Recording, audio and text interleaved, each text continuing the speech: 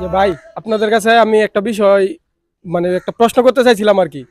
গোপালগঞ্জে যে কয়েকদিন আগে ঝগড়াটা হইলো, ঝগড়াটা তো হচ্ছে মূলত আওয়ামী লীগ আর সাধারণ ছাত্রদের যে একটা সংগঠন দল বানাইছে এনসিপি।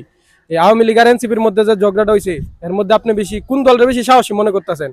তাদের দুই ঝগড়ার মধ্যে দুই আমি মনে করি সবচেয়ে বেশি সাহসী লোক ডেকোরেশনের লোক। আপনার কি মনে করেন যে ওই ঘটনায় ডেকোরেশনের লোকই সবচেয়ে বেশি সাহসী? আপনি কি এটার সাথে একমত? আমিও যেটা বিশ্বাস করি, কারণ ডেকোরেশন লোক তো আপনার সাহসী না হইলে লোক জানে ভাঙচুর করবো, তারপর আবার কেন সে দিল, সে তো সাহসী। আপনি কি জন্য মনে করতেছেন যে ডেকোরেশনের লোকই সবচেয়ে বেশি সাহসী? কারণ আমার মনে করার পিছনে অনেক কারণ আছে।